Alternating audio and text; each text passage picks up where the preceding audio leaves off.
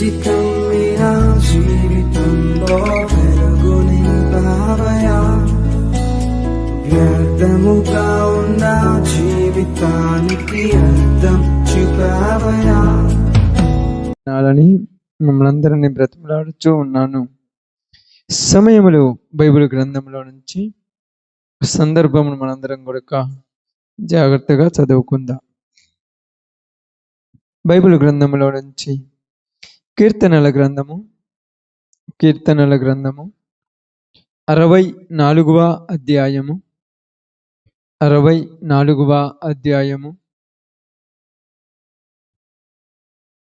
6వ వచనాన్ని జాగ్రత్తగా చదువుదాం. వారు దుష్ట క్రియలను తెలుసుకొనుటకు ప్రయత్నింతురు, వెదకి ఉపాయము సిద్ధపరచుకొందురు.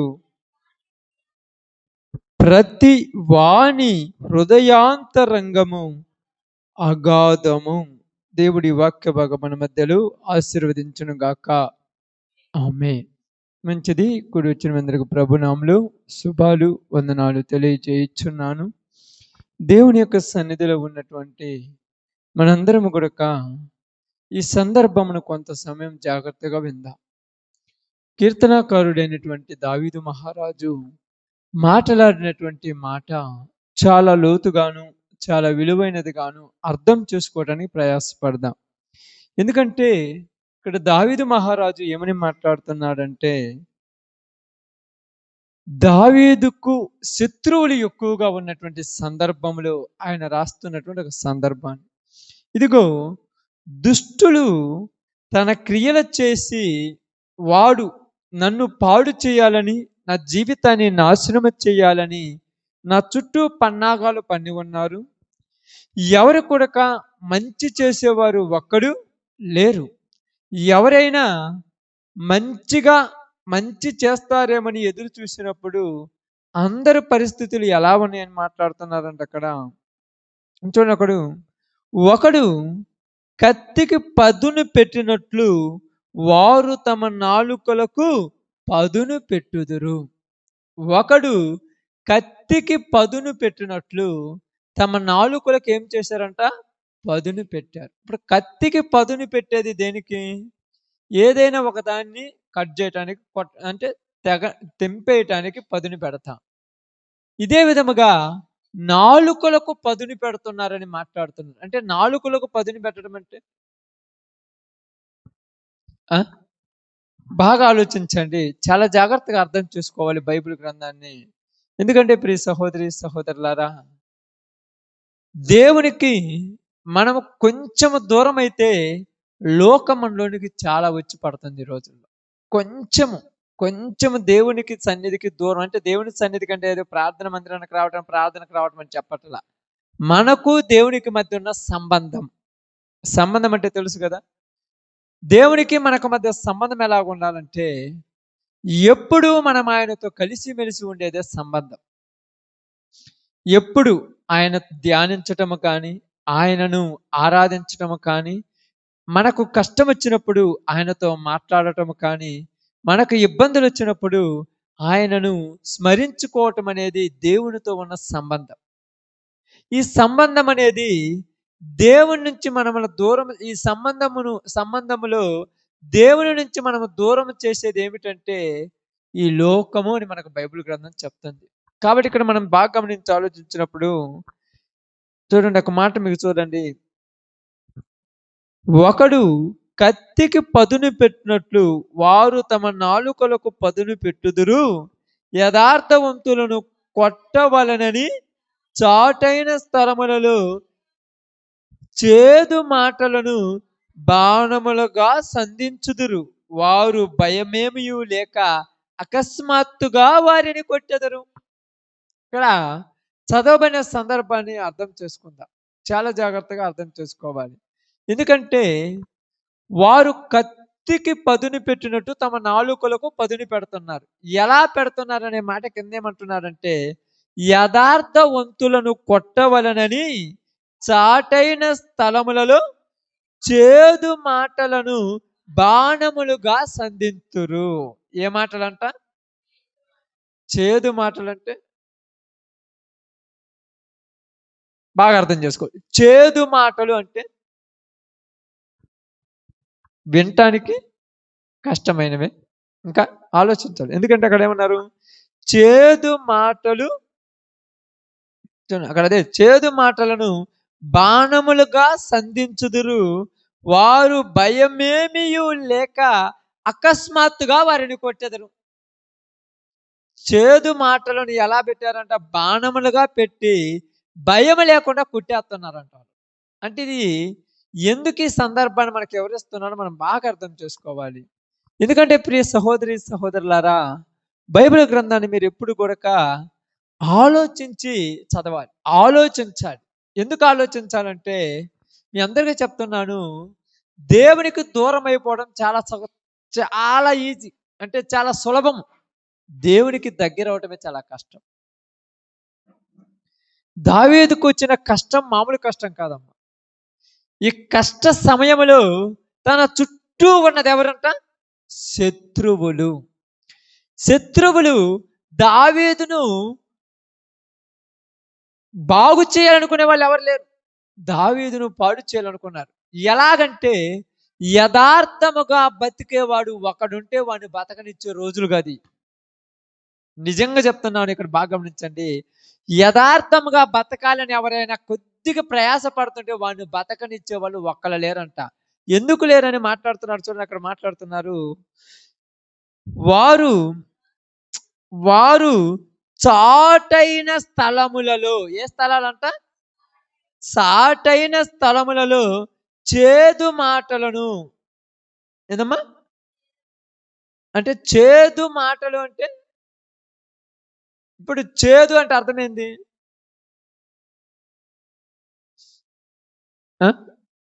ఇంపితము కాకుండా మనకు కొద్దిగా బాధ కలిగించేది చేదు.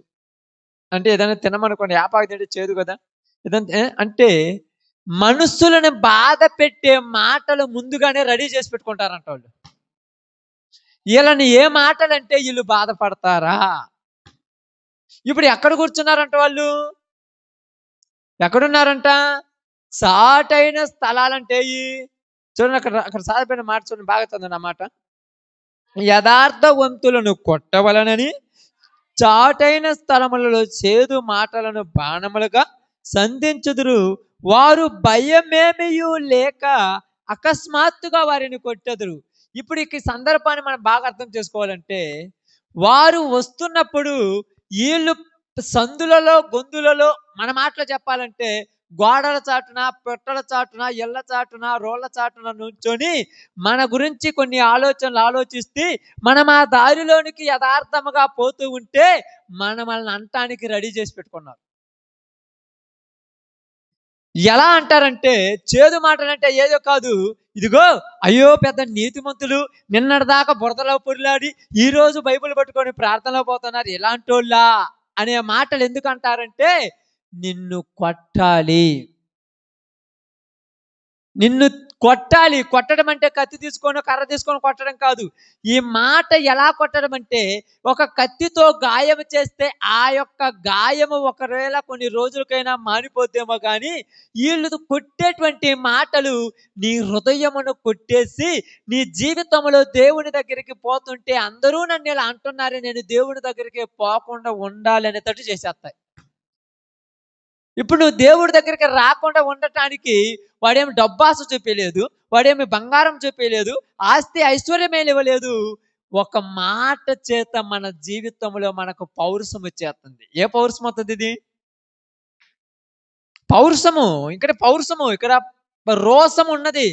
దేవుడు మన దేవుడు రోషము కలిగి, ఇక్కడ మనకు రోషం ఏమంటే అస్సలు వాడు నన్ను అనటం ఏంది, అసలు నేను పోకుండా ఏమవుతాను మాట్లాడి. ఇది అంటే మంచి యథార్థవంతులను కొట్టవలనని, అంటే చెడు వాళ్ళను కొట్టడానికి ఏం తప్పు చేశారని కొట్టాలి వాళ్ళను? ఏమైనా వ్యభిచారాలు చేస్తున్నారా? ఏమైనా దొంగతనాలు చేస్తున్నారా? ఏమైనా అబద్ధాలు ఆడుతున్నారా? ఒకడు సొమ్ము తీసుకొని వాడిని ఏమైనా మోసాలు చేశారా? ఒకళ్ళు జీవితాలను ఏమైనా పాడు చేశారా? ఒకళ్ళని ఏమైనా నాశనం చేశారా? ఏమి లేదే. మరి ఎందుకు వీళ్ళని కొట్టాలని ఉన్నారు వీళ్ళు? ఎందుకు ఎలాగంటే యథార్థవంతులను కొట్టవలనని రాయబడింది. ఎవరినంట? యథార్థవంతులనంట. యథార్థవంతులను అసలు కొట్టాల్సిన అవసరం ఏముందమ్మా? తప్పు చేసే వాళ్ళని కొడితే మనుషులు మెచ్చుతారు. అవునా కాదా? ఏ ఇతరులను ఇబ్బంది పెట్టే వాళ్ళని ఏదన్నా అంటే బాగుండు. కానీ ఈరోజు ఇతరులను ఇబ్బంది పెట్టే వాళ్ళని ఎవరు ఏమనట్లా. పాపం చేసే వాళ్ళని ఎవరేమనట్లా. తప్పులు చేసే వాళ్ళని ఎవరేం మాట్లాడట్లా. కానీ నీతి, నిజాయితీ, యథార్థంగా బతికే వాళ్ళకే మాటలన్నీ రెడీ చేసి పెట్టుకున్నారంట. కత్తికి పదుని పెట్టినట్టుగా పదుని పెట్టి నీ టైం వచ్చినప్పుడు సందులో ఉన్నవాడు నీ దగ్గరకు వచ్చి నువ్వు పోతూ ఉంటే నిన్ను చూసి హేళనగా మాట్లాడే మాటలను బట్టి నీకు ఏమనిపిస్తుందంటే, నేను ఇలాగ వెళ్ళబట్టే కదా దేవుని దగ్గరికి నన్ను అంటుందని నువ్వు ప్రార్థనకు రాకుండా మానుకోవాలనేటట్టు మాట్లాడేస్తారంతే. ఇప్పుడు నువ్వు మానుకుంటే ఎవరికి నష్టం? ఆ? ఎవరికి లాభం? ఇప్పుడు ఎవరికి నష్టం, ఎవరికి లాభం అనేది రెండో పాయింట్. ఇప్పుడు మనం ఏంటంటే, నేను పోతున్నాను కాబట్టే కదా మంచి మార్గంలో నన్ను అంటుంది. అందరిలాగా నేను కూడా తిరిగితే నన్ను ఎవరు అన్నారు కదా. అందరిలాగా తిరగటానికి అలవాటు పడిపోయిన సమాజం, అందరిలాగా సంపాదించుకోవటానికి, అందరిలాగా పాపాలు చేయటానికి, లోకంలో ఉన్నటువంటి నీచమైన పనులు చేయటానికి అలవాటు పడిన సమాజం. ఒక మంచి మాటలో చెప్పాలంటే ఈ మధ్యకాలంలో ఈ యొక్క పూణేటువంటి ఒక ప్రాంతంలో ఒక యవన కాలం ఉన్నటువంటి ఒక సహోదరి బస్సు కోసం ఎదురు చూస్తుందంట. ఆ సాటున ఉన్నటువంటి ఎవరో ఒక వ్యక్తి వచ్చేసమ్మా, మీరు వెళ్ళేటువంటి బస్సు ఎక్కడ ఆగదు, అల్లదిగో ఆ బస్ స్టాండ్ దగ్గర ఆగుద్ది అని చెప్పి అక్కడికి వెళ్ళేసి ఎవరూ లేనటువంటి బస్సులోనికి తీసుకెళ్ళేసి మానభంగం చేశాడంట. బస్ స్టాండ్లు ఎక్కడంట? బస్ స్టాండ్లో బస్సులో ఎవరు లేని టైంలో లోపలికి వెళ్ళేసి ఆ బస్ అంతా చీకటిగుంది, ఏంటంటే జనాలు ఎక్కి నిద్రపోతున్నారని చెప్పేసి మానభంగం చేసినట్టే. అంటే ఎంత ఘోరమైన పరిస్థితిలో ఉంది లోకం. మంచి చెబితే ఎవరైనా వినేవాళ్ళు ఉన్నారా? చెడు చెబితే అందరూ వినేవాళ్ళే. మంచి మార్గాన్ని ఎవరికైనా అలవాట్లు వచ్చాయా? ఎందుకంటే వీటన్నిటికీ గల కారణం ఏంటంటే వారి జీవితాలు ఎలా ఉన్నాయని మాట్లాడుతున్నారు. చూడ ఇక్కడ మాట్లాడుతున్నారు చూడండి. వారు దురాలోచన దురపడుచు కొందరు చాటుగా ఉరులు నొడ్డుటకు ఏచుకొనుచు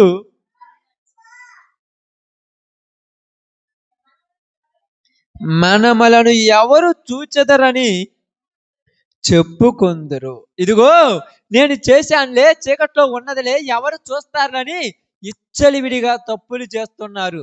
అయితే బైబిల్ గ్రంథంలో యేసు ప్రభువారు ఒక మాట మాట్లాడాడు. రహస్యంలో చేసినది మిద్దెల మీద, మేడల మీద చెప్పబడును. చీకటిలో చేయబడినవి వెలుగులో చూపించబడును అన్నట్టుగా ఈరోజు ఏది దాపిరకం లేకుండా ప్రతి వాడు చేసిన తప్పు పచ్చిగా బయటికి కనబడుతున్నా వాళ్ళు ఏమని మాట్లాడుతున్నారు చూడండి. అక్కడ చూడండి. వారు భయమేమీ లేక, ఏమి లేదంటే వాళ్ళకు భయము లేదు. ఎవరికి లేదమ్మా భయం? భయం లేదంటున్నారు. ఏంది అసలు? భయం లేకపోయినాడు, భయం లేని మనిషి అనేవాడు ఉన్నాడా? ఉన్నాడమ్మా? నిజం చెప్పండి, ఉన్నాడా? 100కు 100 మంది భయం లేనివాళ్ళు. భయం ఉందని అనుకుంటున్నాను. ఎవరికి భయం లేదు. ప్రాణాల మీద భయం లేదు, బతకాలన్న భయం లేదు, జీవించాలన్న భయం లేదు, జీవించేటువంటి జీవితంలో నా బిడ్డలు ఏమైపోతారన్న భయం లేదు, నా భార్య ఏమైపోతుందన్న భయం లేదు, నా భర్త ఏమైపోతారన్న భయం లేదు, నా ఇంట్లో వాళ్ళు ఏమైపోతారన్న భయం లేదు. నేను ఎలా బతికితే నీకెందుకనే రోజుల్లో బతుకుతున్నాం మనం. ఎందుకంటే జీవితాలు దరిద్రానికి దరిదాపులోనికి వెళ్ళిపోయాయి, నాశనానికి దగ్గరలోనికి వెళ్ళిపోయాయి. చేసినటువంటి అక్రమాలు, అన్యాయాలు అడిగేవాళ్ళు లేకుండా పోయారు. ఎందుకు అడిగేవాళ్ళు లేరంటే అందరూ అదే దారిలో ఉన్నారు. అందరూ అలాంటి పరిస్థితిలోనే ఉన్నారు. అడగటానికి ఎవరున్నారు? ఇంకా ఎవరైనా అడగాలనుకుంటే వాళ్ళ కోసం ఏమి రెడీ చేసుకున్నారంట? ఏం చేసుకున్నారంట? వాళ్ళ నోటికి అంటే నాలుకకు పదుని పెట్టుకున్నారంట.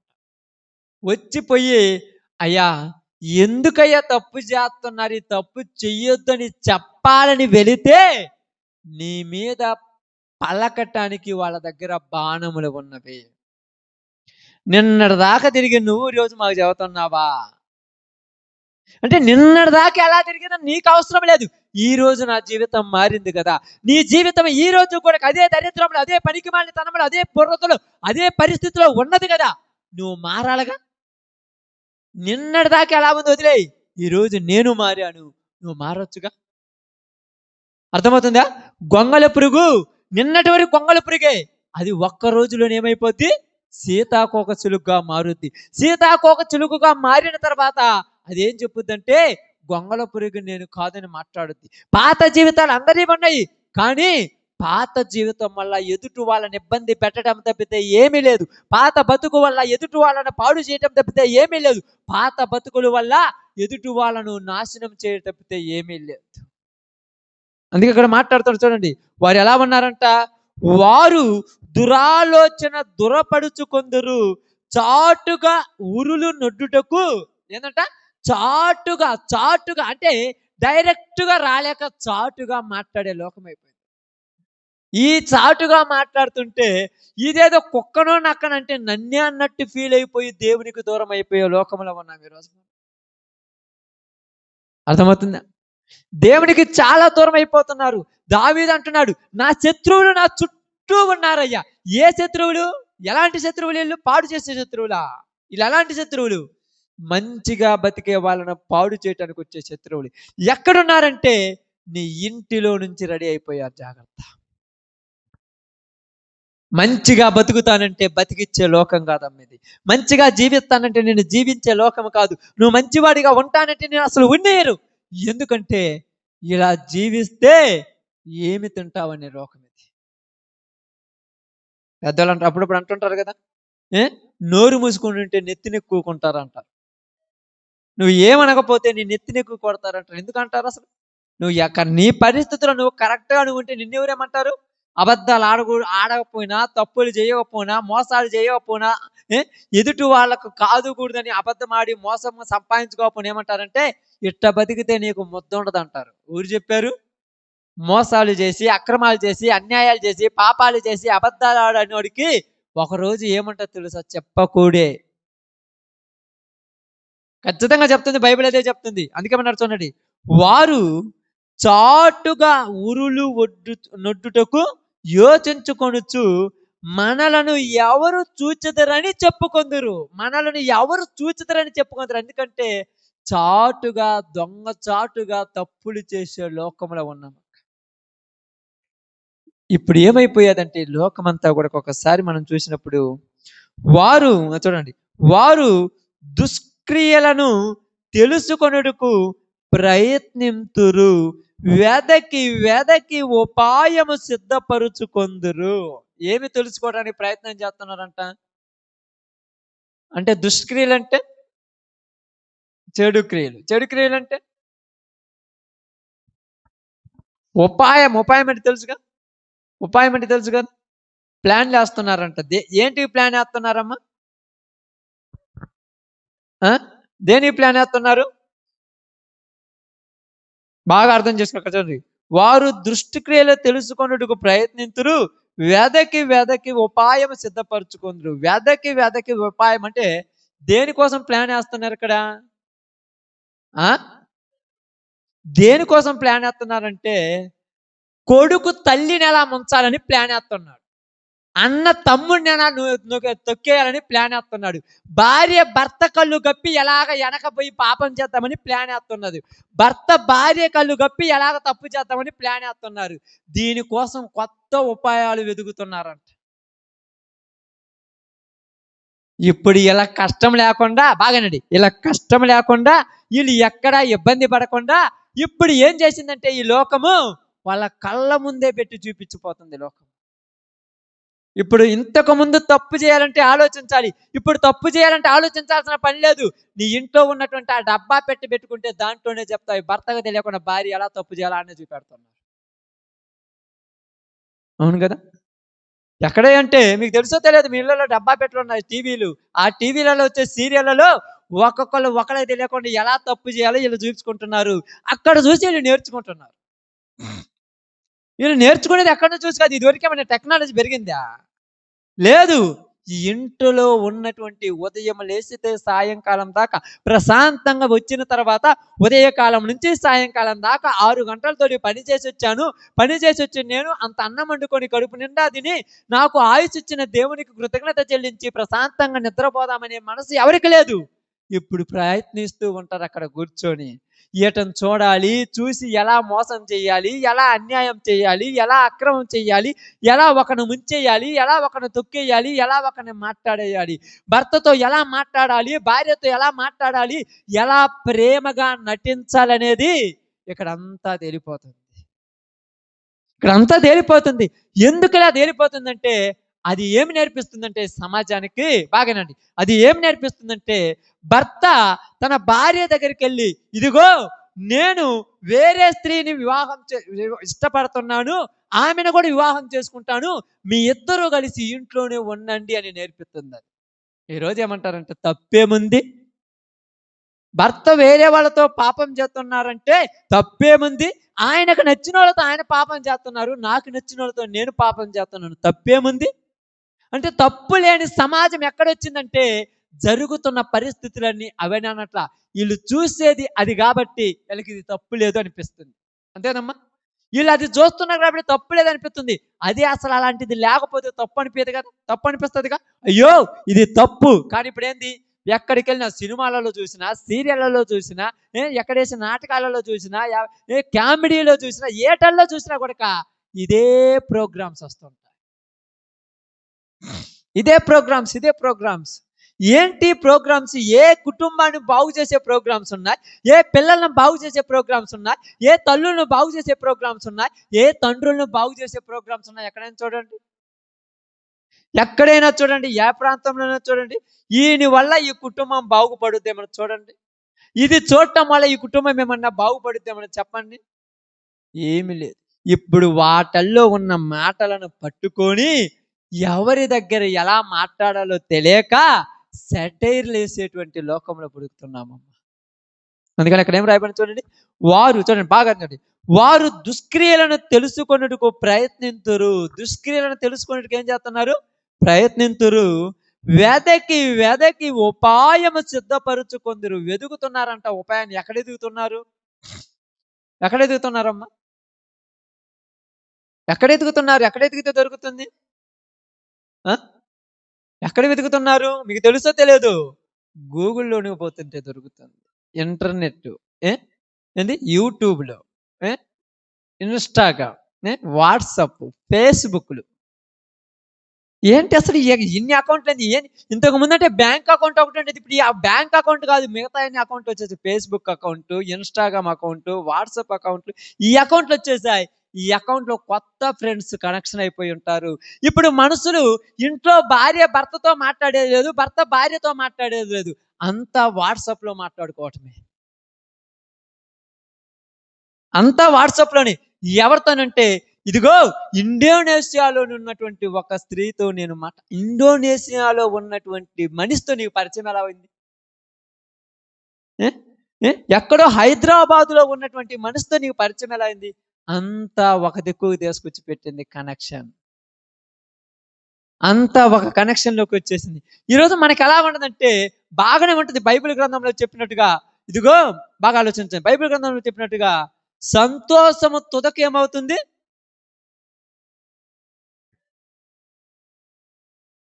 వ్యసనము. సంతోషం తుదకేమవుతుందమ్మా? ఏదో టైం పాస్ కోసం మొదట్లో ప్రారంభించారు, టీవీలు చూడటం, సెల్ ఫోన్లు ఆడటం, యూట్యూబ్లు చూడటం, ఇవన్నీ టైం పాస్ కోసం చూస్తారు, కానీ చివరికి ఏమైంది? వ్యసనంగా మారిపోయినాయి. తాగుబోతోడికి ఉదయకాలం లేచినప్పుడు మందు లేకపోతే ఎంత పిచ్చో, ఇలా ఉదయాన్ని లేచినప్పుడు ఇలా సెల్లులలో ఛార్జింగ్ లేకపోతే కూడా అంతే పిచ్చి. సాయంత్రం 7 గంటలు అయినప్పుడు ఆ ఇంట్లో కరెంటు లేకపోయినా, టీవీకి కార్డు లేకపోయినా అంతే పిచ్చి.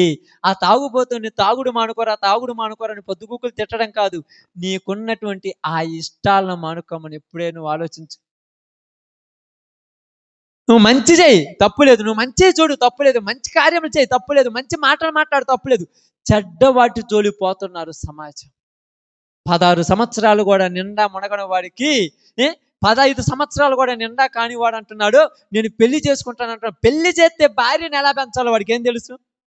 కనీసము ఒక పూట అన్నం లేకపోతే ఉదయం పోయి సాయంకాలానికి ఇంటిలోనికి బియ్యం తెచ్చి భార్య భర్తలు ఇద్దరు వండుకొని తినడానికి ఎంత ఖర్చు అవుద్దో కూడా తెలియదు వాడికి. నాకు పెళ్లి కావాలంటాడు. ఈ పెళ్లిళ్ళు చేసుకోవటానికి వీడి సొంత ప్రయత్నాలు చేస్తాడు, వెతుకుతుంటాడు రూపాయలు. ఏందిరే పిచ్చోళ్ళలాగా తిరుగుతున్నావు అంటే, ప్లాన్ దొరకలేదంటే ఏం ప్లాన్ కావాలి? ఏంది ప్లాన్? ఏంది వీడికి? బాగుపడటానికి ప్లాన్లు ఉన్నాయంట, చెడిపోవటానికి ప్లాన్ ఎదుగుతున్నారు. చెడిపోవటానికి అంటే దొంగతనాలు చేయటానికి ప్లాన్లు ఎతికేస్తున్నారు. ఈడ పడిన కష్టము ఈ మంచి కోసం పడి ఉంటే ఎప్పుడెప్పుడో జీవితాలు బాగుపడే. దొంగచాటుగా రాత్రింపగలు నిద్ర లేకుండా ఆ చెట్లల్లో, గుట్లల్లో, రాళ్లల్లో, పుట్లల్లో కుక్కల్లాగా తిరిగేటువంటి కష్టము, ఈ కష్టం మంచి కోసం పడి ఉంటే ఈరోజు నువ్వు ప్రయోజకుడు అయ్యోడివి. నీ జీవితంలో నీ కాళ్ళ దగ్గరికి వాళ్ళు వచ్చేవాళ్ళు. కానీ వాటి కోసం ప్రయోజకులుగా, మంచి కోసం ఎవరు చేయట్లా. అందుకని ఏమంటున్నారు చూడండి, ఏమంటున్నానంట, వెదకి వెదకి ఉపాయము సిద్ధపరచుకొందురు. వెతుకుతున్నారంట ఉపాయాన్ని. ఎదికారు. ఎక్కడ ఎదుగుతున్నారంటే ఎలా తప్పించుకోవాలి, ఒకళ్ళ కాన్ రాకుండా ఎలా వెళ్ళిపోవాలి. ఈ యొక్క మొబైల్ ఫోన్ ఉంది కదా, ఈ ఫోన్లో ఇంటర్నెట్ ఎక్కి కొడితే ఇది లేదు అనకూడదు, ప్రతిదీ వస్తుంది బయటికి. ఇది లేదని ఏమన్నా ఉందా చూడండి, ప్రతిదీ పాపం ఎట్టా మన వాళ్ళకి చదువు రాలేదని యొక్క సమాజం ఏం చేసింది తెలుసా, నువ్వు మాట్లాడినా కూడా వచ్చేస్తా బయటకు. అంతే, నువ్వు మాట్లాడితే చాలు.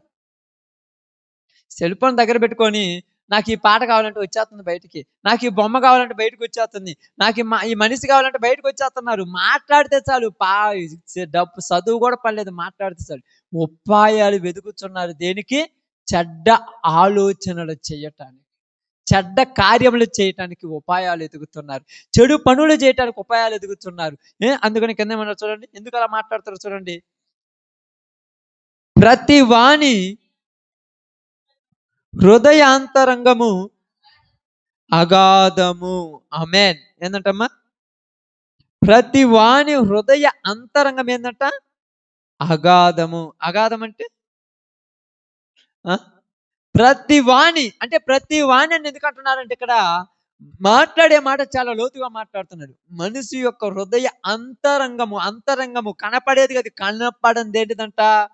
చీకటి. కనపడంది ఏముందంట? చీకటి. ప్రతి వాణి హృదయ అంతరంగము చీకటితో నిండిపోయింది. అగాధ చీకటి.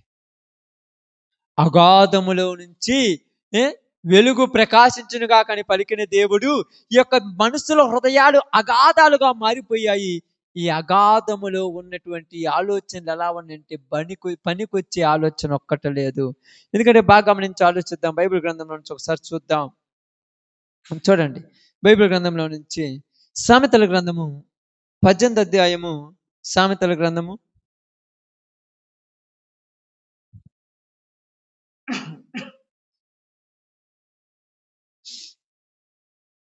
18వ అధ్యాయము తీశారమ్మా, 4వ వచనం ఒకసారి చూద్దాం.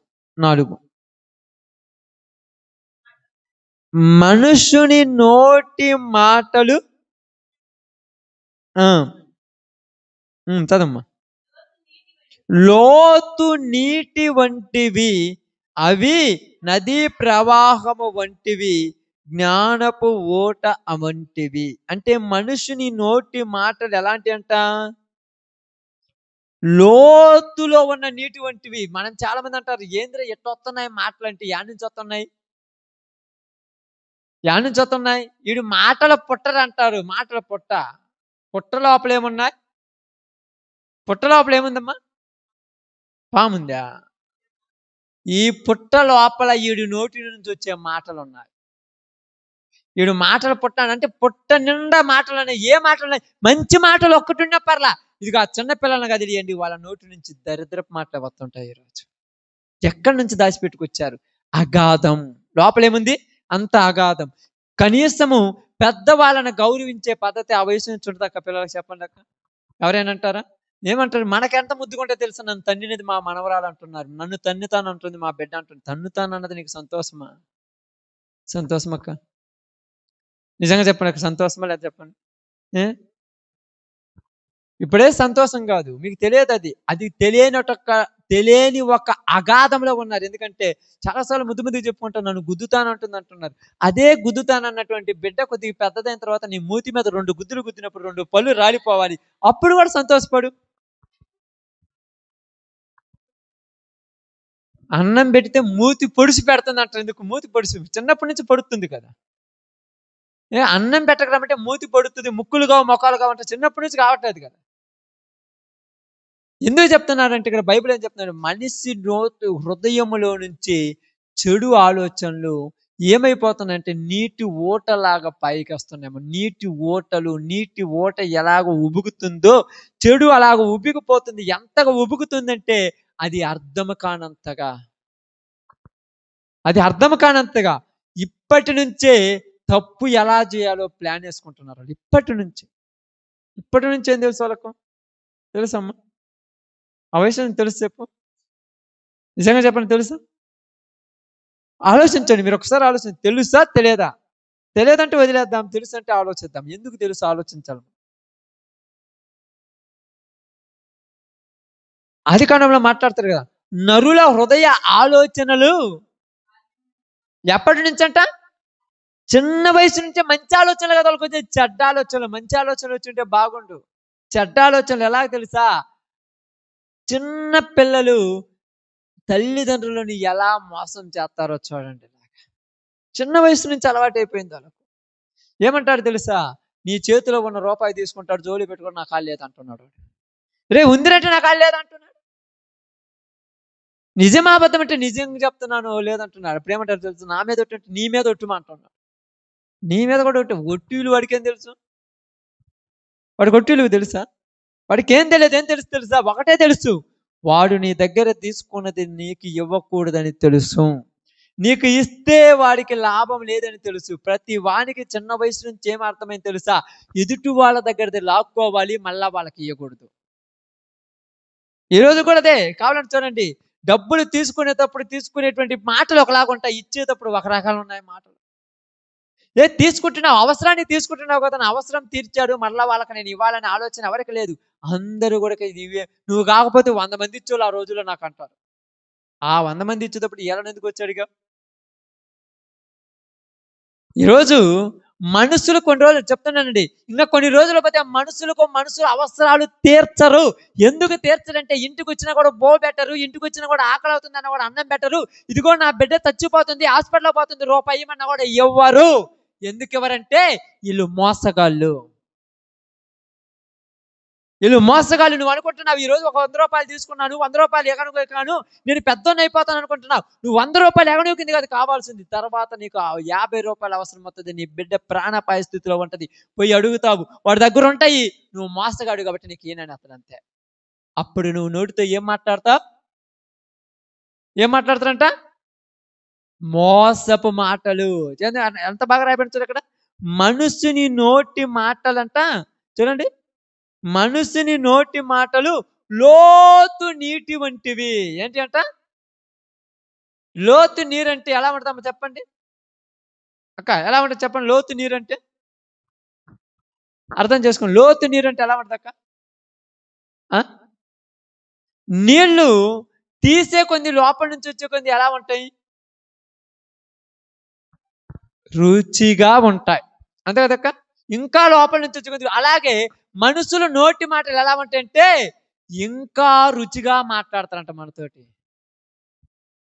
అవసరం వచ్చినప్పుడు వాళ్ళు మాట్లాడే మాట చూస్తే తాళ తీసి కూడా ఈ బుద్ధి అవుతుందంట. కానీ మరలా నేను మోసం చేసేటప్పుడు చేస్తే వీళ్ళేనా నన్ను మోసం చేసిందని అనిపిస్తుందంట. అంత లోక అజ్ఞానంలో ఉన్నామన్నమాట. ఎందుకంటే వాళ్ళ యొక్క హృదయంలో నుంచి ఏం ఆలోచనలు తెలివి ఉపాయం ఎదుగుతున్నారంట. ఉపాయం ఎంత ఉపాయం ఎదుగుతారు తెలుసా? ఇదిగో మాయ మాటల చేత నిన్ను లాలన చేసి లోపరుచుకుని వాళ్ళు ఎందరో అని మాట్లాడుతున్నారు. ప్రతి వాడు ఎదుటివాడిని నాశనం చేయటానికే మాయ మాటలు చెప్తున్నాడు. నోటి మాటలు ఎలాంటి అంటే మాయ మాటలు, మంచి మాటలు ఏమి లేవు. అవి ఎక్కడి నుంచి వస్తాయంటే అగాధములో నుంచి వస్తున్నాయి. అగాధము. మనం ఏమంటారు తెలుసా? ఎంత బాగా నమ్మించాడంట.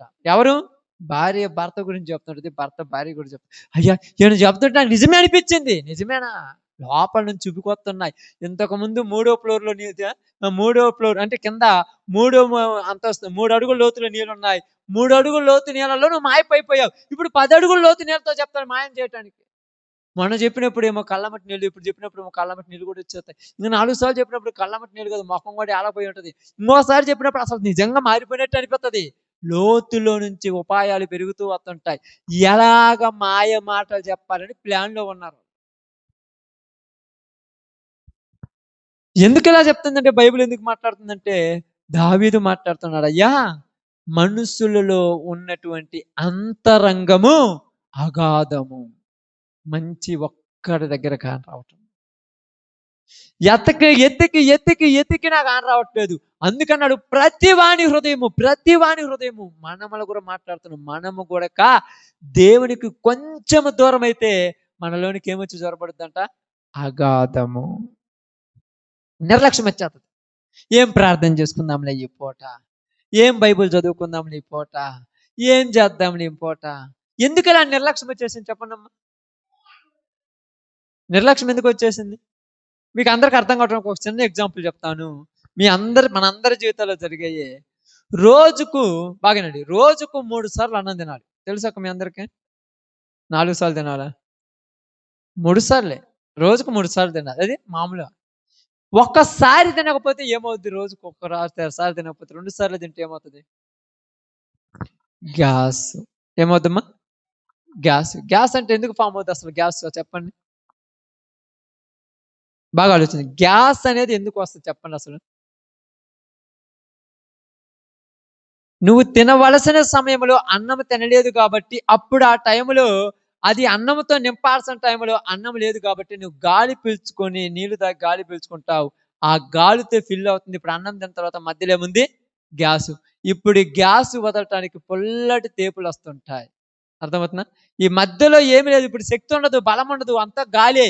ఈ గాలితో మనిషి ఉంటాడు. ఇప్పుడు పని చేసినా నీరసం అవుతుంటది. ఎండకున్నా పడిపోతుంటాయి. ఏంటంటే గ్యాస్ ఫామ్ అయిందంటారు డాక్టర్ గారు. గ్యాస్ ఫామ్ అయిందంటారు. గ్యాస్ ఫామ్ అయింది అంటే ఏం చేయాలంటే, గ్యాస్ పోవాలంటే బాగా నీళ్ళు తాగమంటాడు. ఎక్కువ నీళ్ళు తాగినప్పుడు ఈ అన్నంలో నీళ్లు కరిగిపోయినప్పుడు ఆ లోపల ఉన్న గ్యాస్ను పైకేసి అన్నం మొత్తం మళ్ళీ కవలేకపోద్ది. అప్పుడప్పుడు మీరు చూస్తుంటారు కదా, ఏదన్నా పైపులు ఏదైనా నిరకపోయినట్టుగా ఏం చేస్తారు? నీళ్లు పోసినప్పుడు మొత్తం క్లియర్ చేసినట్టుగా మొత్తం క్లియర్.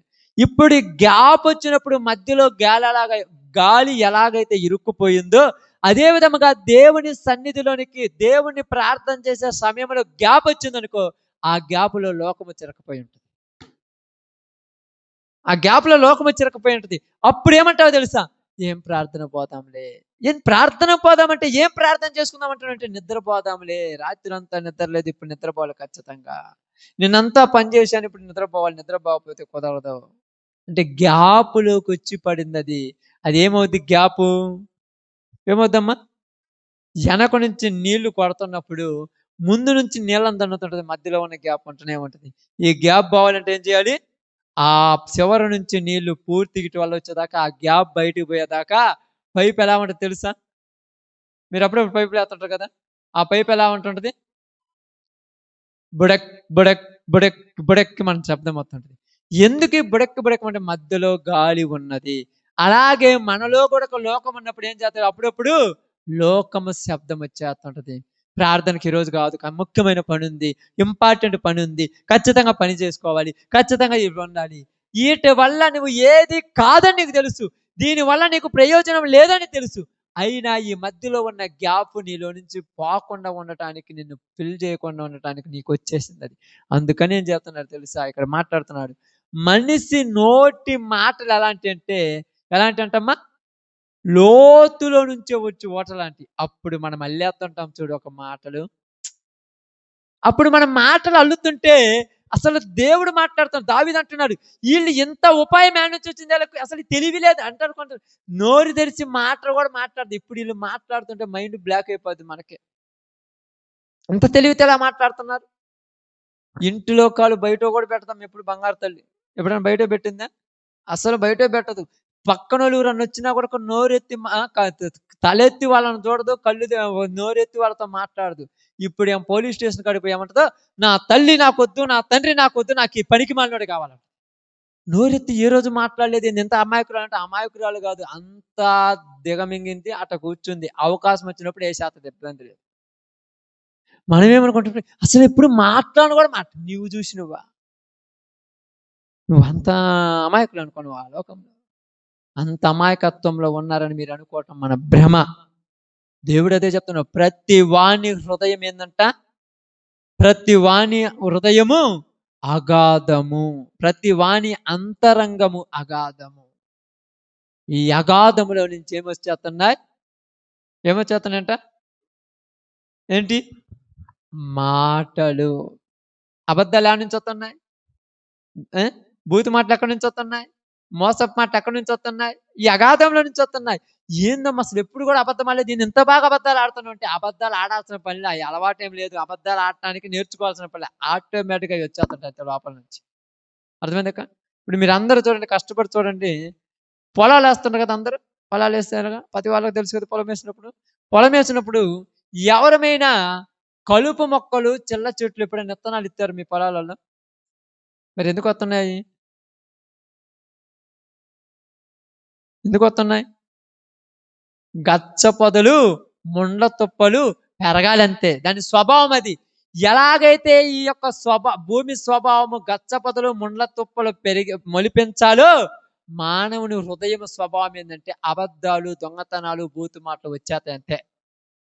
ఇది మన స్వభావం, ఇది మన స్వభావం. ఈ స్వభావం పోవాలంటే మనం ఏం చేయాలి? ఈ స్వభావం పోవాలంటే ఏం చేయాలి? బాగా ఆలోచించండి.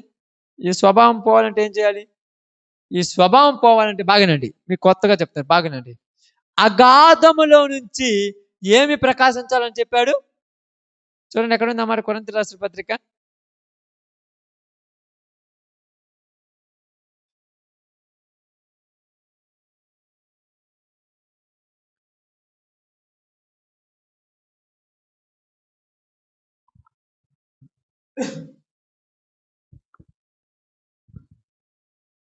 కనపడితే చూడండి.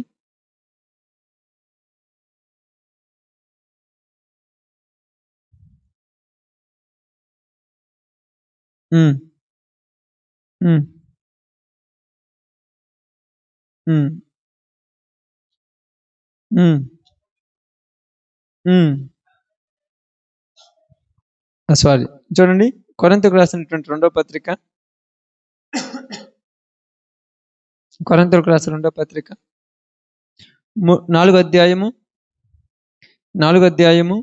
5వ వచనం. అంధకారములో నుండి ఎక్కడి నుంచి వెలుగు ప్రకాశించాలంట? అంధకారం అంటే చీకటిలో నుంచి ఏం ప్రకాశించాలంట? వెలుగు ప్రకాశించును గాక అని పలికిన దేవుడే తన మహిమను గూర్చిన జ్ఞానము యేసుక్రీస్తునందు వెల్లడి పరుచుటకు మా హృదయములలో ఎక్కడ ప్రకాశించాడంట? హృదయములలో. అంటే ఈ హృదయములో ఏముంది? హృదయములో ఏముందని మాట్లాడాను ఇప్పుడు దాకా. అంతరంగంలో ఏముందమ్మా? ఇప్పుడు అంధకారములో నుండి వెలుగు ప్రకాశించును కాకని ప్రారంభంలో పలికిన దేవుడే ఇప్పుడు మా హృదయాలలో నుండి ప్రకాశించుచున్నాడు. ఆమేన్. ఇప్పుడు వాళ్ళ హృదయాల నుండి ఎవరు ప్రకాశిస్తున్నాడంట? దేవుడు. ఎలా ప్రకాశిస్తున్నాడు చెప్పండి? ప్రకాశించడం అంటే అక్కడ రాయబడి మరచడం వల్ల, అంధకారంలో నుండి వెలుగు ప్రకాశించును గాక అని పలికిన దేవుడే తన మహిమను గూర్చిన జ్ఞానము యేసుక్రీస్తునందు వెల్లడపరచుటకు మా హృదయములలో ప్రకాశించను. ఎక్కడ ప్రకాశించాడు? ఎలా ప్రకాశించాడు? తన మహిమను గూర్చిన జ్ఞానము. ఎవరా మహిమ? ఆ యేసు ప్రభు ఏమై ఉన్నాడు? ఆమేన్. ఒకప్పుడు అబద్ధాలు, మోసాలు, అక్రమాలు, అన్యాయాలు, బూతు మాటలు, ఇవన్నీ మనం నేర్చుకోవాల్సిన పని లేదు. అక్కడ నేర్చుకునరా? ఎవరికన్నా మీ పిల్లలకి బూతు మాటలు నేర్పించడానికి ట్యూషన్ ఏమైనా పెట్టించారమ్మా? ఏ స్కూల్ అయినా ఉందా? దొంగతనాలు నేర్పించే స్కూల్ ఏమైనా ఉందా? ఏ తిట్లు బొట్లు నేర్పించే స్కూల్ ఏమైనా ఉందా? అబద్ధాలు నేర్పించేది ఏమి లేదు. అది ఎక్కడొచ్చింది? వచ్చేసింది. ఇప్పుడు దానిలో నుంచి ఏమి రావాలంటున్నాడు? వాక్యము రావాలంట. ఇంతకుముందు అబద్ధమాడిన ఈ పెదవుల నుంచే ఇప్పుడు ఏం మాట్లాడాలంట? నిజాలు. కష్టమవుద్దా? ఇంతకుముందు అబద్ధమాడిన ఈ పెదవుల నుంచే నిజాలు రావాలనేది ఎంత కష్టం తెలుసా? ఎంత కష్టమంటే నిజంగా చెప్తున్నాను. ఆ అగాధములోనికి ఏమొచ్చిందంటే అంధకారంలో నుంచి ఏం ప్రకాశించిందనమ్మా? ఎప్పుడైతే అంధకారంలోనికి ఎలుగొచ్చిందో అంధకారం అంతా ఏమైంది? ఏమైపోయింది? వెలుగుగా మారింది. ఇప్పుడు చీకటి అక్కడ కనపడుతుందా? అదే విధముగా అగాధముగా ఉన్నటువంటి మన హృదయములోనికి సువార్త ప్రకాశం అనే వాక్యం ప్రకాశిస్తే ఇక మనలో ఎతికినా అబద్ధాలు ఉంటాయా? ఎతికినా బూతు మాటలు ఉంటాయా? ఎతికినా మోసాలు ఉంటాయా? ఎతికినా అన్యాయం ఉంటదా? ఉండదు. ఎందుకంటే నిజం బాగా గట్టిగా బాధ ఉంటుంది. బాగా నిజం ఎలా ఉంటుందంటే కొద్దిగా కఠినంగానే ఉంటుంది. నచ్చదు ఊరికి. నచ్చుదమ్మా? యేసుప్రభు వారు ఎలాంటి వాడంటమ్మా? మొహమాటం లేనివాడంట. ఉన్నది ఉన్నట్టు పలికేస్తాడంట. ఉన్నది ఉన్నట్టు పలికితే ఎవరికైనా నచ్చుతారమ్మా? ఎవరికైనా నచ్చుతురా? ఎందుకు అలా నచ్చదంటే అబద్ధాలు ఆడాలి నచ్చాలంటే జనాలకు. అంతే కదక్క? నిజంగా చెప్తున్నాను. నేను పాస్టర్‌ని మీకు నచ్చాలని మీరు మాకు నచ్చాలన్నా కొన్ని అబద్ధాలు ఆడాలి తప్పదు. ఎందుకు ప్రార్థనకు రాలేదంటే కటక్కే నోట్లో నుంచి అదే తయారు చేయాల్సిన పనిలే మళ్ళీ ప్రిపేర్ చేసిన పనిలే. ఎమ్మటేమంటారంటే ఇంట్లో బర్రె బాలేకపోతున్నాను అంటారు. నేను పిల్ల బాలేకపోతున్నాను అంటారు. కుక్క బాలేకపోతున్నట్టు ఎక్కడి నుంచో ఫోన్ వచ్చినది అర్జెంట్‌గా ఉండాలి కాబట్టి ఉన్నాను. అంటే దాన్ని ఎలా తయారు చేసుకొచ్చారు అదేమన్నది అసలు ఆడ ఏముండదు. ఎలా తయారైపోయింది అది?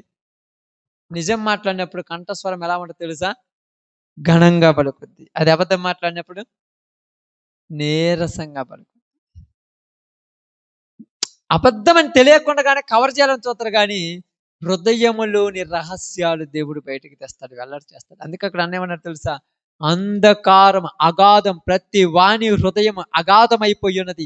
ఈ అగాధములో నుంచి ఈ చీకటిలో నుంచి ఏం ప్రకాశించిందంట? వెలుగు. ఇప్పుడు ఎప్పుడైతే నీ హృదయంలో వెలుగనే వాక్యం ప్రకాశించిందో ఇప్పుడు నువ్వు అబద్ధాలు ఆడవు ఎవరనండి ఏంది పని? నేను యేసు ప్రభువుని నమ్ముకున్నాను, ప్రార్థన చేసుకుపోతున్నాను, నేను ఆదివారం దేవుని మందిరం నుంచి అక్కడికి రాను. ఎందుకు కఠినంగా చెప్పేస్తున్నావు? నువ్వు ఎలా బతుకుతావు అంటే నా దేవుడు ఉన్నాడు, బతికిస్తాడు. ఇక్కడ చెప్పినంత ఈజీ కాదు బయట చెప్పాలి తెలుసా? తెలుసక్క? బయట అందరూ చెప్పేస్తూ ఉంటావు. ఎవరు ముఖ్యమైన వాళ్ళు వాళ్ళకి చెప్పాలి ముందు. నీ హెడ్ ఎవరో వాళ్ళకి చెప్పాలి. వాళ్ళకి చెప్పకపోతే ఏమంటారు తెలుసు? వాళ్ళకి చెబితే రేపు పొద్దున్న నాకు నీళ్ళు ఇయ్యరే, వాళ్ళకి చెబితే రేపు పొద్దున్న నాకు బోబెట్టరే, వాళ్ళకి చెబితే ఇవన్నీ కాదు. వాళ్ళకి చెబితే పెట్టరో నాకు తెలియదు, వాళ్ళకి చెబితే నీళ్ళు ఇస్తారో ఇయ్యరో నాకు తెలియదు, కానీ ఈయనగా చెబితే మాత్రం ప్రాణమే తీసేస్తాడు. ఇది ఉంటేనే కదా ఈయన కావాల్సింది అక్క. అసలు ఇదే లేకపోతే ఏంటికి? కానీ మనం దియేటకు భయపడం కానీ దానికి భయపడతాం కదా. బాగా అర్థం చేసుకోండి. దీనికి భయపడం కానీ దానికి ఎంత ఎంత అజ్ఞానంలో ఉన్నామంటే కనపడని దెయ్యానికి భయపడం, కనపడని దెయ్యానికి భయపడతాం, కనిపించేటువంటి మనుషులకు భయపడం. కనపడని దెయ్యాలంటే అమ్మ భయపడి చీకటి ఊరినని ఇప్పుడు పొలాలకు పోయిరమ్మని చాలా మంది ఉంటారు, ఇటూరు పోతారు సమాధులు ఉన్నాయి అక్కడ దెయ్యాలనే లేదు. డేంజర్ మనుషులు ఇళ్లలోనే పెట్టుకుని ఆడేం డేంజర్ నాకు అర్థం కాలేదు. బాగా అర్థం డేంజర్ ఎంత డేంజర్ తెలుసా? బతికిన మనుషులనే మాటల చేత చంపే లోకం ఇది. బతికిన వాళ్ళని మాటల చేత చంపేస్తారు. సంపాదన ఇందాక చెప్పాను చూడండి, వాళ్ళ నాలుకలకు ఏం పెట్టారంట? పదుని పెట్టారు. కత్తితో పొడవాల్సిన పని నాలుగుతోనే పొడిచేస్తారు, చంపేస్తారు అన్నట్టుగా ఉంటారు, చచ్చిపోతారు అంటారు. అందుకన్నారు చూడండి, వాళ్ళు ఏమి మాటలాడాలని ఏం చేశారంట? పదుని పెట్టారంట. పదుని అనేది వరకు పెడతారా? దానికి ఒక టైం ఉంటుంది. అలాగే నీవు యథార్థముగా నువ్వు జీవిస్తే నీ జీవితములో నీ హృదయములో వెలుగు ప్రకాశిస్తే చీకటికి నీలో ఏముండదు, చోటు ఉండదు. అంతరంగములో ఏముందంట? అగాధం ఉన్నది. ఈ అగాధం వచ్చి మనుషుల మధ్య ఉన్నటువంటి బాంధవ్యాలను, ప్రేమలను చంపేసింది. చిన్న పిల్లలు ఇప్పుడు ఎంత ప్రేమలు ఉంటారక్క. అన్నకు, చెల్లెలకు, అక్కకు, తమ్ముడికి ఎంత ప్రేమ అక్క. ఒక్క ఇంట్లో 10 మంది ఉంటే 10 మంది కలిసిమెలిసి ఒకే ప్లేట్‌లో అన్నం తింటారు. ఎందుకంటే అప్పుడు లేక తింటాం కదా! అందరంటే ప్రేమ అది. 10 మంది ఒకే ప్లేట్‌లో 10 ముద్దలు పెట్టుకొని తలా ఒక ప్లేట్‌లో తినొచ్చుగా. అప్పుడు ప్రేమలున్నాయి. ఇప్పుడు పెరిగి పెద్దయిన తర్వాత పగలొచ్చాయి. ప్రేమలు పగగట్ట మారిపోయాయి. ఒకే తల్లి కడుపున పుట్టిన ఇద్దరు బిడ్డలు ఒకే తల్లి దగ్గరకు వచ్చిన తర్వాత ఒకే ఇంట్లో ఉండి, ఒకే ఇంట్లో తిని, ఒకే ఇంట్లో పెరిగిన ఈళ్ళు కొంచెం వయసు పెరిగిన తర్వాత ఒకళ్ళంటే ఒకళ్ళకి పడట్ల. అవసరమైతే ఒకళ్ళనొకళ్ళు కత్తులతో చంపుకునేటువంటి రేంజ్‌కి దిగజారిపోయారు. కారణం ఏంది? ఎందుకిలా అయిపోయారు అసలు అర్థమవుతుందా? ఎప్పుడైనా ఆలోచించారా? అంధకారం అనేటువంటి అగాధం వచ్చేసింది మనసులోని. అంతరంగంలో ఇంకేముంది? అగాధం. ప్రేమలు చచ్చిపోయాయి అక్క. ఆప్యాయతలు చచ్చిపోయాయి. మానవత్వం చచ్చిపోయింది. ఇదిగో మా చెల్లెలు బాగాలేదని చెప్పేవాళ్ళు లేరు. దానికి అంతే కావాలనే వాళ్ళు ఎక్కువైపోయారు. అంతే కావాలా? నీ తోడబుట్టిన చెల్లెలంటే చస్తే మంచిదంటారు. నువ్వు ఆమెను చస్తే మంచిదంటున్నావంటే నువ్వు చస్తే మంచిదని ఆమె కూడా అనుకుంటుంది దానికి అర్థం. ఒక్కసారి మధ్యలో ఉన్నటువంటి ఆ అదేంటి ఆ పాపం అనేటువంటి ఆ గోడలు తీసేస్తే ఈ ప్రేమలు దాచిపెట్టుకోవటానికి ఎన్నో సంవత్సరాలు పట్టింది. ఎందుకు తెలుసా? యేసేపుకు అన్నలకు మధ్య ఉన్నటువంటి ఒక చిన్న అది ఒక చిన్న అబద్ధం దాన్ని తొలగించుకున్న తర్వాత యేసేపు పక్కకు పోయి వద్దన్న కూడా కళ్ళంబటి నీళ్ళు వచ్చేస్తున్నాయి. మీకు తెలుసో తెలియదు ఈ ప్రేమ బాంధవ్యం ఎలాంటి చెప్పమంటారా? ఈ యొక్క దేవుడిచ్చినటువంటి రక్త బంధం ఎలాంటి చెప్పమంటారా? కోపంతో తిడతారు కానీ ఇంట్లోనికి పోయి ఎవరికి గారు రాకుండా మూల కూర్చొని ఏడుస్తుంటారు. అది దాచిపెట్టుకుంటే తాగుద్దక్క. ఎంత దాచిపెట్టుకోవాలనుకున్నా నీకు మీ చెల్లెలు నన్ను బాధ అంటారు. నాకు అసలు బాధే లేదు. మీ అన్న బాధే లేదు. కానీ ఒంటరిగా 1 నిమిషమో 2 నిమిషాలు ఉండటానికి ఇష్టపడతారు. ఎందుకంటే నా చెల్లెలేనా, నా అక్కేనా, నా అన్ననేనా, నా తమ్ముడేనా, ఇదిగో చిన్నప్పుడు వాడి చేయికి దెబ్బ తగిలితే నేను సహాయం చేశాను. ఇప్పుడు వాడినే నేను తిట్టొస్తున్నాను అనేటువంటి ఎక్కడో తెలియని ఒక ఫీలింగ్. మధ్య కాలంలో ఎంతో ఒక 2, 3 నెలల కాలంలోనే నాకు బాగా తెలిసిన ఒక సహోదరులు పాపము తండ్రికి కొడుకు మధ్య చిన్న తగాద, పెద్ద తగాదేమీ కాదు, చిన్న గొడవ అయ్యి కుమారుడి కోపం వచ్చి గొడవలు తీసుకొని తండ్రిని కొట్టాడంట. ఒక్క దెబ్బలో చచ్చిపోయాడు. ఒకే ఒక దెబ్బ, ఎమ్మటే స్పాట్ డెడ్, చనిపోయాడు. హాస్పిటల్లో తీసుకొని చనిపోయాడని చెప్పాడు. తండ్రే కదా కుమారుడు చంపుకోవచ్చు అంటే ఆటోమేటిక్ పోలీస్ స్టేషన్లో నుంచి పోలీసు వాళ్ళు వచ్చారు, వాళ్ళు వచ్చారు, కేసు రాశారు.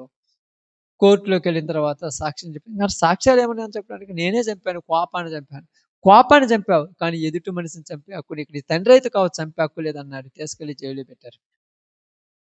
ఒంటరిగా కూర్చొని అంటున్నాడు, అసలు ఆ సమయంలో నేను ఇంట్లో లేకుండా పోతే బాగుండి అనిపిస్తుంది.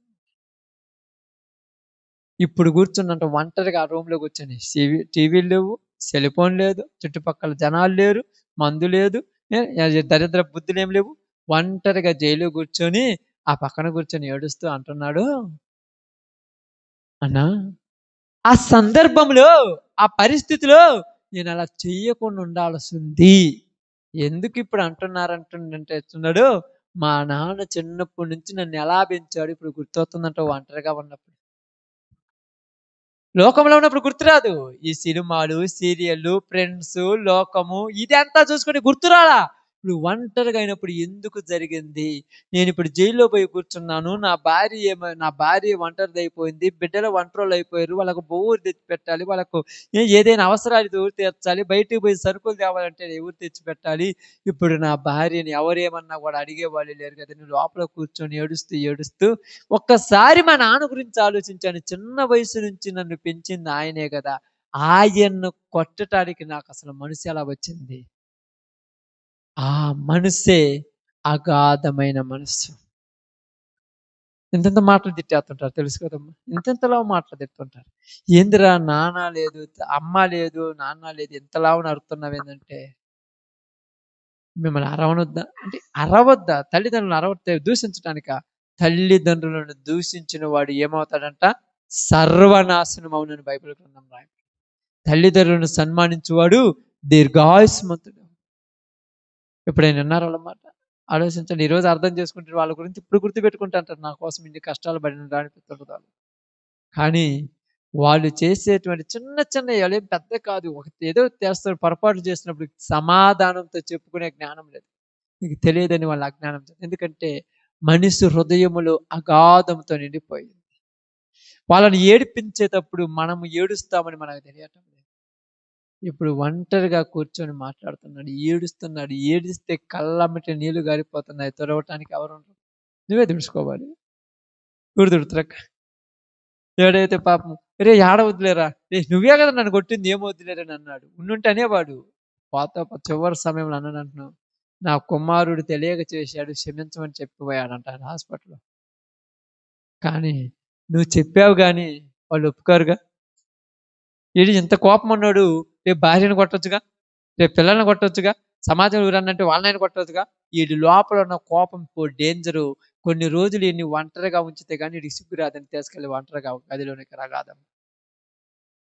జైలు, దాన్ని మనం జైలు అంటున్నాం. ఈ జైల్లో కూర్చున్న తర్వాత అప్పుడు అంటుందంటే అప్పుడు గుర్తొస్తున్నాయి అని. ఇప్పుడు ఎందుకు గుర్తు రావట్లేదు చెప్పండి. నాకు అర్థం కాలేదు. ఇప్పుడు ఎందుకు గుర్తు రావు అసలు జనాలకు? చెప్పేసి ముగించుకుందాం, సమయం అయింది. ఇప్పుడు ఎందుకు గుర్తు రావు చెప్పండి. ఇప్పుడు ఎందుకు గుర్తుకు రావంటే ఇప్పుడు ఇవి గుర్తుకు లేకుండా ఉండటానికి చాలా ఉన్నాయి లోకంలో.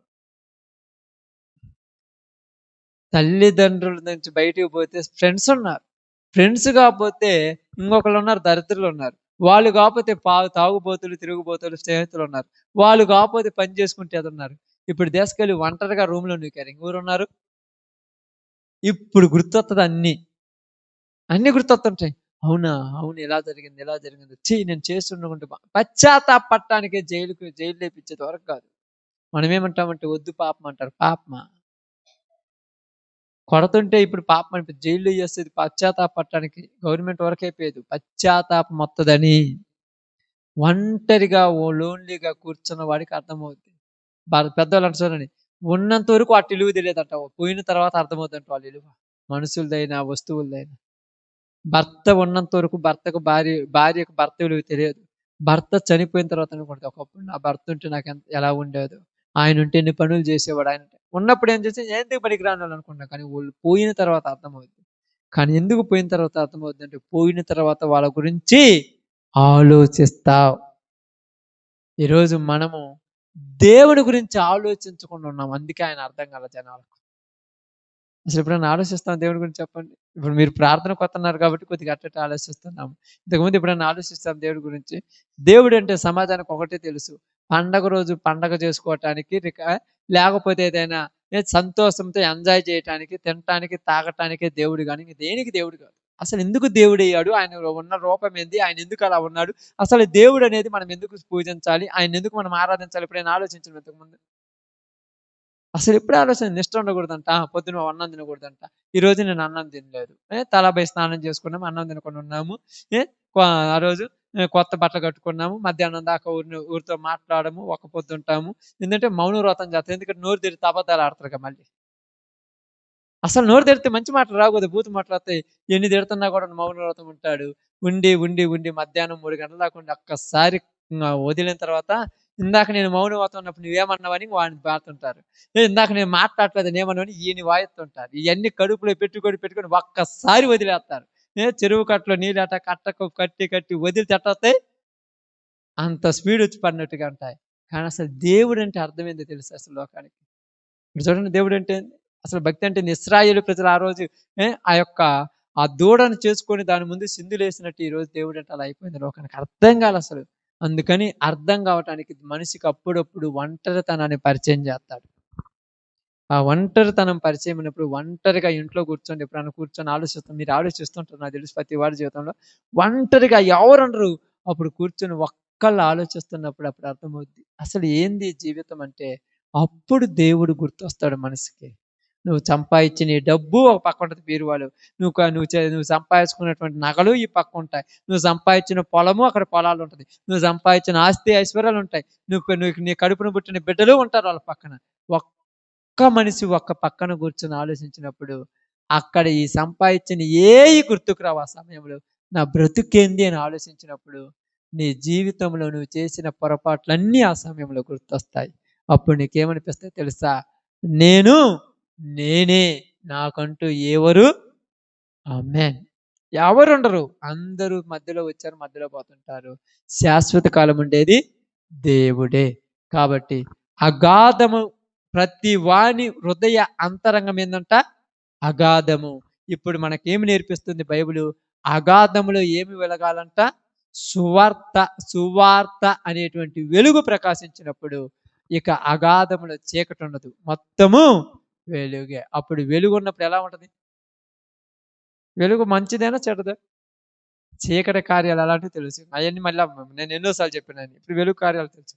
ఇప్పుడు అబద్ధాలు అప్పుడప్పుడు మరిచిపోయి కూడా అబద్ధం ఆడమంటే నాకు రాదయ్యా, అసలు రాదంటే అస్సలు రాదు. నేను లేదని చెప్పంటే నువ్వు లేదని నేను అడ చెప్పాను. నా హృదయంలో ఉన్నదంతా నిజాలు, అబద్ధాలు అడ చెప్పబుద్ధి అవుతుంది నాకు. అప్పుడప్పుడు 4 అబద్ధాలు నేర్చుకుంటే బతుకుతావు అంటుంటారు. అంటే నేర్చుకోవాలా మళ్ళీ అబద్ధాలు? ఎందుకంటే మర్చిపోయిన వాళ్ళు నేర్చుకోవాలి కదక్క. ఇప్పుడు నేను మర్చిపోయిన వాళ్ళకి కదా నేర్పియాల్సి వచ్చింది. 4 నేర్చుకో. ఇప్పుడు నన్ను వచ్చిరనుకో లేనని చెప్పు, ఏదన్నా అనుకో తాగలేదని చెప్పు, తినలేదని చెప్పు. పిల్లలు అడిగినప్పుడు నేను ఏం తాగిన తందనాలు ఆడుతున్నట్టు ఏమి లేదు, బాగానే ఉన్నారని చెప్పు. ఇవన్నీ అబద్ధాలు ఆడాల్సి వస్తుంది చెప్పు. ఇవన్నీ నేర్చుకోవాలి కదా, కష్టం కదా, చాలా కష్టం కదా. అందువల్ల ఏంటంటే నిజాయితీగా బతకటం వల్ల మన వల్ల ఎదుటి వాళ్ళకి ఇబ్బంది. కాబట్టి మనము నిజాయితీ యథార్థంగా బతకకుండా ఉండటానికి మన మీద ఏం అంటే మనం కాదు, యథార్థంగా బతికే వాళ్ళ మీద ఏం చేశారంట? చేదు మాటలు మాట్లాడటానికి 4 పదును పెట్టారంట.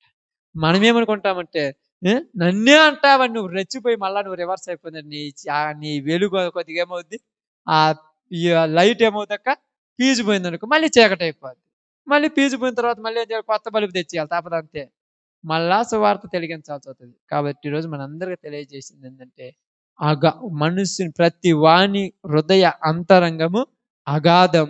ఆ అంతరంగంలో ఏమి వెలగాలంట? వాక్యం అనే వెలుగు వెలగాలి. ఈ రోజు నుంచి మన హృదయంలో వాక్యం ఉంది కాబట్టి మనం పలికే మాట, మనం చేసే పని, మనం నడిచే నడవడిక అంతా దేవుని ఇష్టానుసారంగా ఉండాలి. అప్పుడే మన వల్ల దేవునికి మహిమ వస్తుంది. ఇలాంటి భాగ్యం దేవుడు మనకును మన ప్రాంతానికి అనుగ్రహించును గాక. ఆమేన్. అందరూ తల వంచితే ఒక మాట ప్రార్థన చేద్దాం.